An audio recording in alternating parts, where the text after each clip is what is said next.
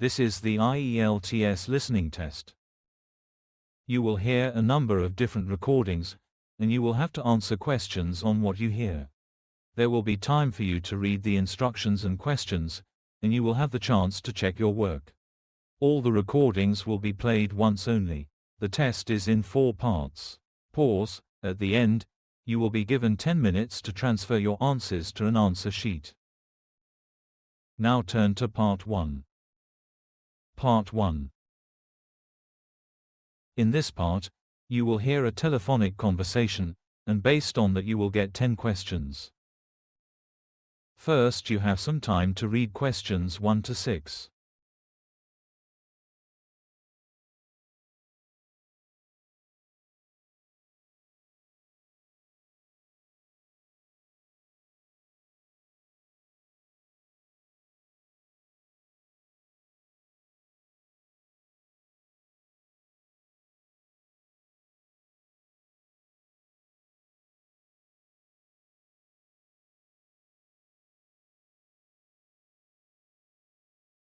Now listen and answer questions 1 to 6. Good morning. Thank you for calling Meadows Day Holiday Rentals. My name is Emily. How can I help you today? Hello. I'm planning a family holiday for next month, and I'm interested in booking a cottage somewhere quiet, ideally in the countryside. Could you help me with that? Absolutely. May I take your name first? Sure, it's Rachel Simmons. Thank you, Ms. Simmons. Can I ask which dates you're planning to travel? Yes, we're looking at the second week of August, probably arriving on the 10th and leaving on the 17th. Let me just check our availability for that week. Pause. Yes, we have a few properties available. Could I ask how many people you'll be traveling with? It's for myself, my husband, and our 2 children, ages 7 and 10.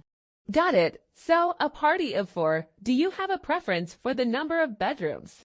That makes sense. Would you prefer a detached cottage or something within a holiday complex with shared facilities? We'd prefer a standalone cottage, somewhere peaceful. A garden or outdoor space would be great too. Okay, I have a few listings that match that description. One is Rosewood Cottage, located near the village of Little Ashby, just a 5-minute drive from the coast. It's a 2-bedroom, single-story cottage with a private garden, barbecue area, and even a small pond. That sounds lovely. Is it suitable for children? Yes, absolutely. There's a fenced garden area, and the pond is shallow and safe, but we always advise parental supervision. Of course. What's the cost for the week? The total for 7 nights would be £740, inclusive of utilities, cleaning fees, and taxes. There's also a £100 refundable damage deposit, which we return within 5 days after checkout. That's within our budget. Are pets allowed? Unfortunately, Rosewood Cottage doesn't allow pets, as the owners are allergic. However, we do have other options if you're planning to bring one. No, that's fine. We're not bringing any pets. Is there parking? Yes, it has a private driveway with space for 2 vehicles. Before you hear the rest of the conversation, you have some time to read questions 7 to 10.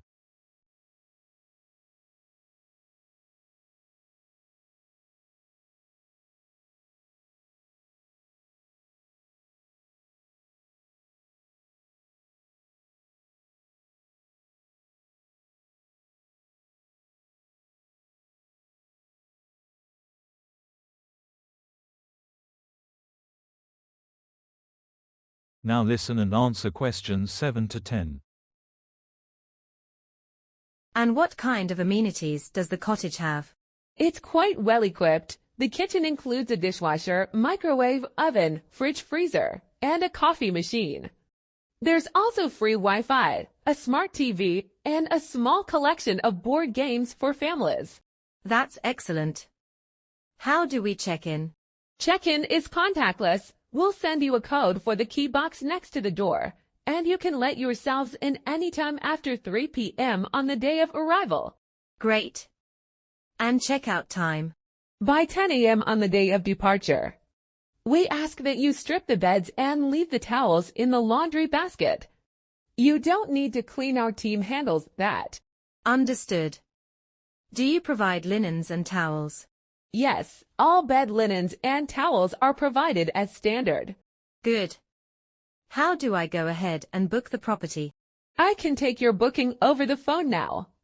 I'll just need your email address and a payment method. We accept all major cards. You'll receive a confirmation by email with all the property details, directions, and the key code. That sounds perfect. I'll give you my email now. It's a.simmons84@gmail.com. Got it. Just to double-check, arrival on August 10th, departure on the 17th, for 2 adults and 2 children, at Rosewood Cottage in Little Ashby. Total cost, £740 plus £100 deposit. Correct.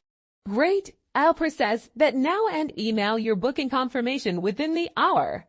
Thank you, Emily. You've been very helpful.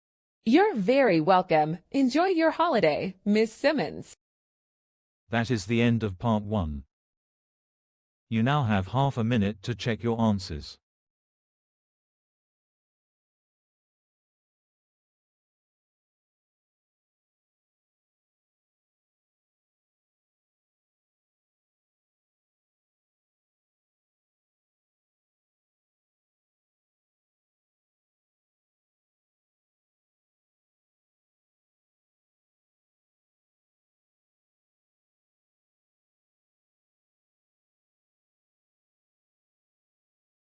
Part 2. In this part, you will hear a monologue. A person is giving an orientation to a group of people. First, you have some time to read questions 11 to 15.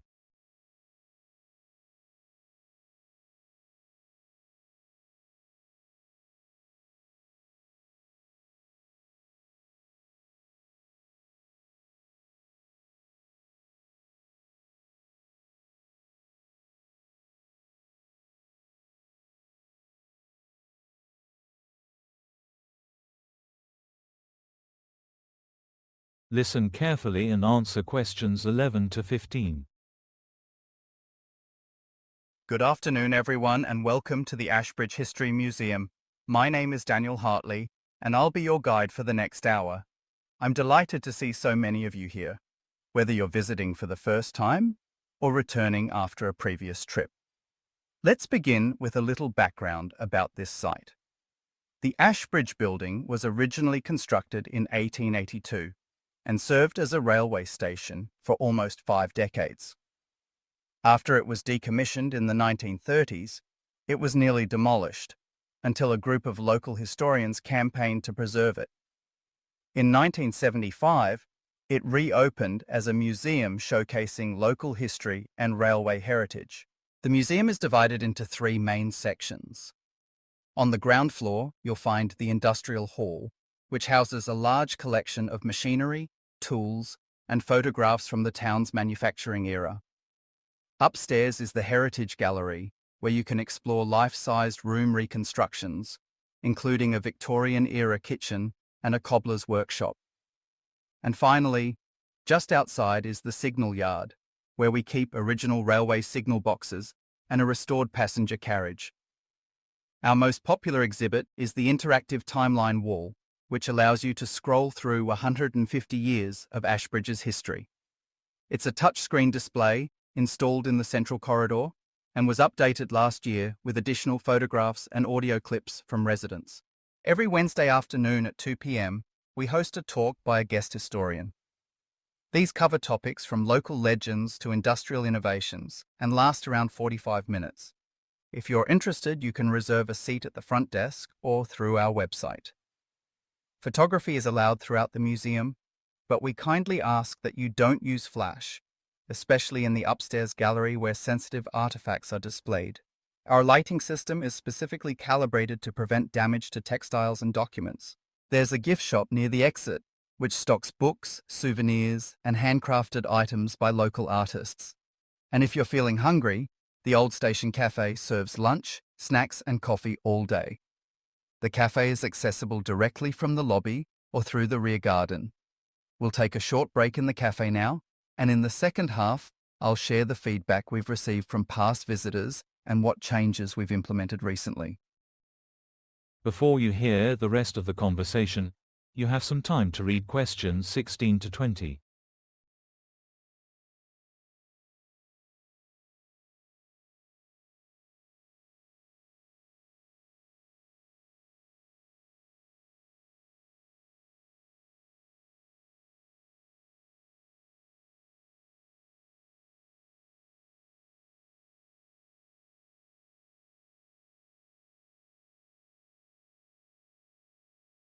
Now, listen and answer questions 16 to 20.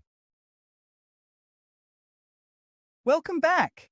In this section, I'll talk about some of the suggestions and criticisms we've received over the past year and what we've done in response. One recurring piece of feedback was about the audio guides. Several visitors found them difficult to operate and complained about the outdated narration. We've now introduced a new system with touch-free devices, clearer navigation, and multiple language options, including Spanish and Mandarin. The Heritage Gallery layout also came under scrutiny. People found it confusing to follow, as it didn't have a clear beginning or end. To fix that, we've added numbered route markers and a printed floor guide to help visitors navigate in a logical sequence. Another major point was accessibility. Some guests had trouble using the staircase to the upper floor, especially elderly visitors or those with mobility issues. While we can't alter the external structure of this historic building, we've now installed a lift at the rear entrance that connects all floors discreetly. The children's activity area was another area we wanted to improve. While popular, it was previously located in a tight corner near the reception, which often got noisy. We've now moved it to a newly refurbished room adjacent to the industrial hall. It's larger, better ventilated, and includes craft tables, puzzles, and interactive learning panels. Lastly, several schools that visited the museum mentioned they wanted more structured content. So we've worked with local teachers to develop curriculum-aligned worksheets, which can be used during or after a visit. These are free to download from our website, and printed copies are also available at the front desk. As always, we value your opinions. If you'd like to share your thoughts, there's a feedback form near the exit and an online version accessible through the museum app. That concludes our briefing. Feel free to explore on your own, and if you have questions, don't hesitate to ask any of our staff. Enjoy the rest of your visit to the Ashbridge History Museum. That is the end of part 2. You have half a minute to check your answers.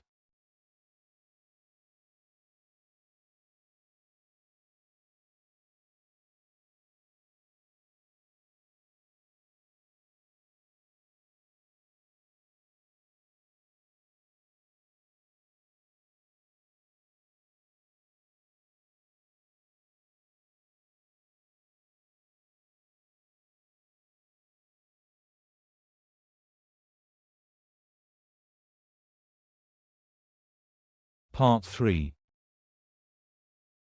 Part 3 is an academic discussion between a student and a professor, or between two students. You need to listen to their conversation and answer questions based on that. First, you now have some time to read questions 21 to 25.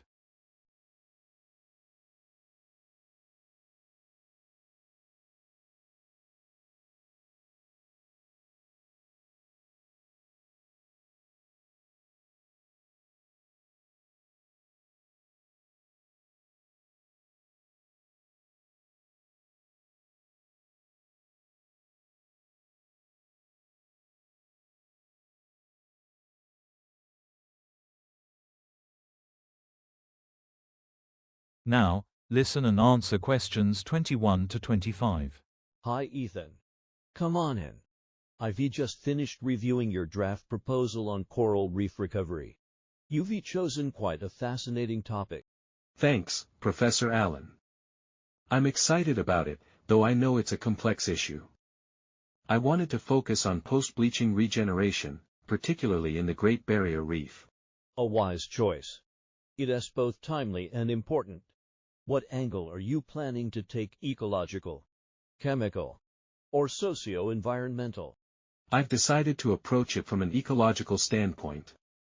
I want to study how different coral species respond to stress and how quickly they recover, especially in relation to algae competition and fish presence. Excellent. There is a lot of existing literature, but plenty of scope for original contribution. What will your methodology look like? I plan to analyze existing datasets from reef monitoring stations and also conduct in-person fieldwork over a 3-week period. I'll be working with a conservation NGO that has access to 3 reef zones, each in a different state of health. That is very promising. Do you plan to compare species diversity across these zones? Exactly. I'll be measuring coral coverage, species diversity, and fish abundance. I'll also document water temperature and pH levels to look for any trends. Great. You might consider using Quadrat-T sampling and underwater visual census methods. That's what I had in mind. I'm still finalizing the sampling intervals. I was considering every 10 meters along a 100-meter transect, but that might be too dense. That does sound a bit heavy. Try every 20 meters at LL give you good coverage while keeping the data manageable. Have you thought about your control variables? Yes. I'll record depth, light exposure, and human activity levels like boat traffic or snorkeler presence. Good thinking. And for your literature review, are you covering bleaching events from both El Niño cycles and long-term climate stress? I've included both. I also found a 2021 study that mapped coral adaptation using genetic markers. I want to tie in resilience theory to explain why certain patches recover more effectively. Impressive. Just don't overload your report with too much theory. Focus on how it supports your field observations. Will do. Speaking of the report, I'm a little worried about the data analysis part. I'm not great with statistical software. That is not uncommon. For this project, you could use Excel for basic descriptive stats, but I recommend using R for more detailed visualizations. It has great coral-specific plotting packages. I've never used R, but I'll look into it. Is there a campus workshop? Yes. The Data Lab runs a beginner S session every Tuesday. You should sign up for next week S1. I will, thanks. One last thing, I'm not sure how to handle ethical approval for this kind of work. Do I need it?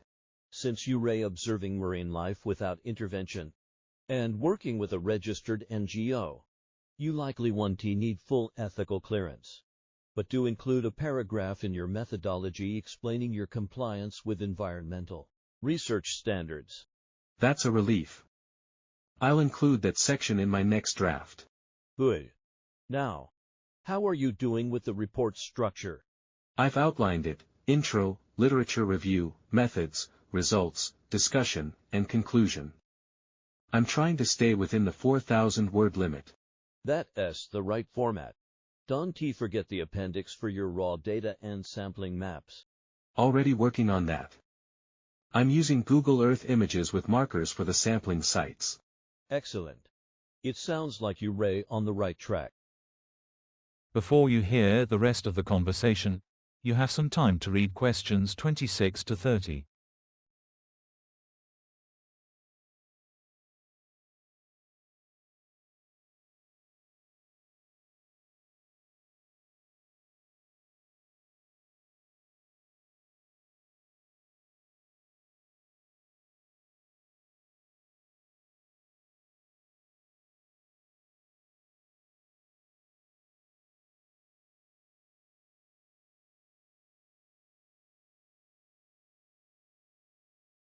Now listen and answer questions 26 to 30.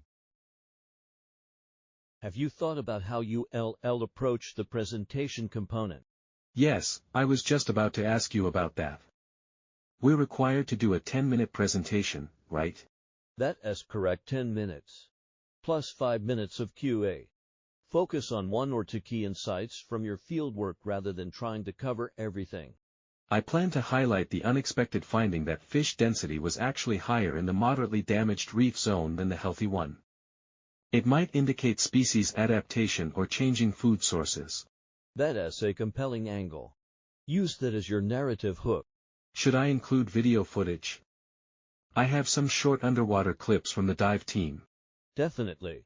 Just make sure the clips are short, 30 seconds max each, and you have subtitles or captions explaining what's on screen.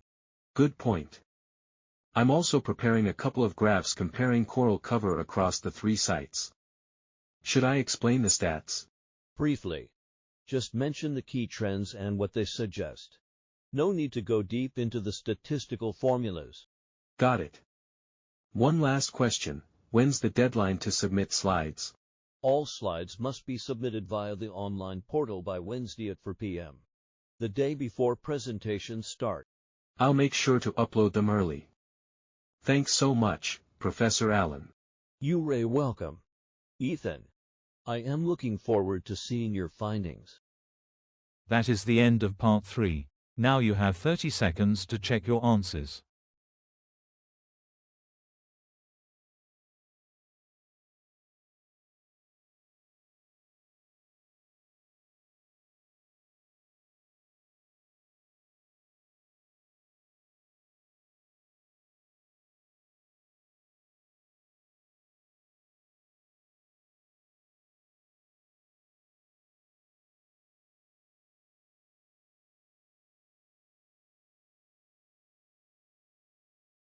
Part 4. This part is a monologue where a person gives a seminar on a topic.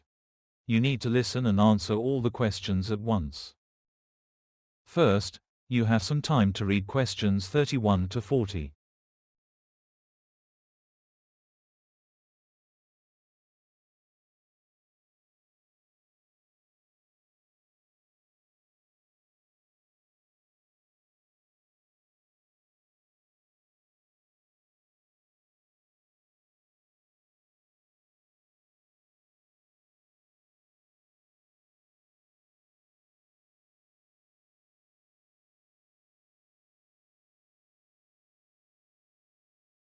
Now, listen and answer questions 31 to 40. When people think of agriculture, they often focus on soil, water, seeds, and equipment. But an often overlooked element is the insect world, which plays a crucial role in supporting, sustaining, and even damaging agricultural systems. In today's lecture, we'll explore the various functions insects perform in farming, some beneficial, others detrimental, and how modern agriculture manages this delicate balance. To begin with the most well-known benefit, pollination. Many crops rely on insect pollinators for fruit and seed production. Bees, especially the European honeybee, are responsible for pollinating around 75% of the world's food crops. Crops like apples, almonds, blueberries, and cucumbers would see significantly lower yields without insect pollinators. But it's not just honeybees. Bumblebees, solitary bees, butterflies, and even some beetles contribute to this vital ecological service. In fact, bee populations are under increasing stress due to habitat loss, pesticide use, disease, and climate change. This has prompted some farmers to install beehives or plant wildflower strips around their fields to support pollinator health. Pollination by hand has even been attempted in some areas where bee populations have collapsed, though it's labor-intensive and not scalable. Another beneficial group of insects is natural predators, which help manage pest populations. Ladybugs, for instance, are well known for feeding on aphids, which damage crops by sucking plant sap. Similarly, lacewings and hoverflies are predators of various soft-bodied insects. Farmers practicing integrated pest management, or IPM, often introduce or protect these predators as part of a broader pest control strategy. Parasitic wasps are also incredibly valuable. These tiny insects lay their eggs inside or on pest species, such as caterpillars or whiteflies. When the larvae hatch, they consume the host, effectively reducing pest numbers. This form of biological control has been used successfully in greenhouses, orchards, and open-field crops. On the other hand, not all insects are friends to agriculture. Some are major pests that can destroy entire crops or reduce their marketability. For example, locusts are notorious for forming large swarms that devour vegetation across vast regions. A single swarm can contain billions of insects and cover hundreds of square kilometers, posing serious threats to food security. Other harmful insects include bollworms, which attack cotton plants, and Colorado potato beetles, which, as the name suggests, are destructive to potato crops. In tropical areas, stem borers are a common pest for maize and sugarcane. Farmers have traditionally relied on chemical pesticides to manage these pests, but this has led to environmental problems, pesticide resistance, and harm to non-target species. To address this, newer methods are being explored. One such method is the use of pheromone traps, which use chemical signals to lure pests into traps, reducing their population without affecting other organisms. Another is crop rotation, where farmers change the type of crop grown in a field each season to break pest breeding cycles. Insects also contribute to agriculture through decomposition. Certain species like dung beetles and soil-dwelling flies break down animal waste and decaying plant material.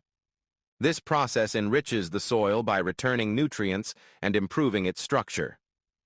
Dung beetles, in particular, play a vital role in livestock farming systems, where they help manage waste and reduce the spread of parasites.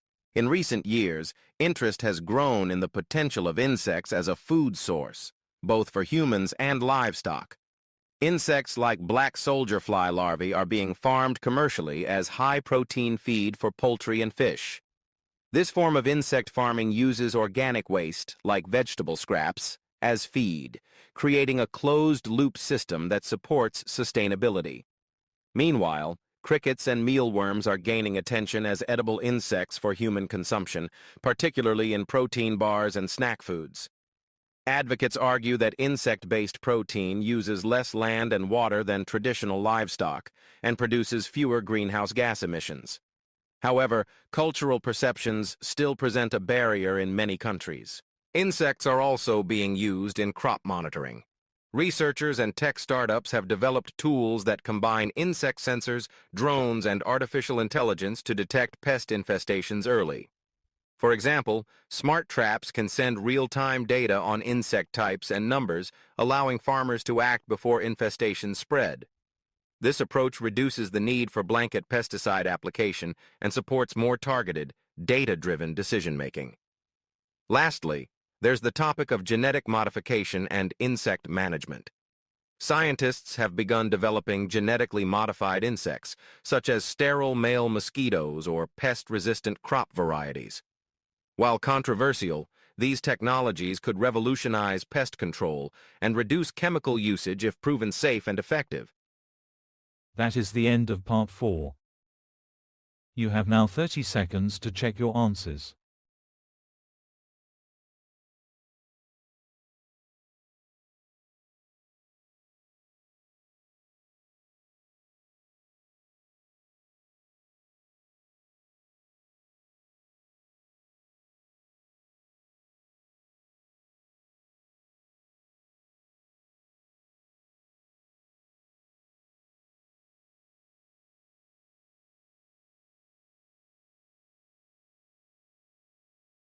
You have now 10 minutes to transfer your answers to an answer sheet.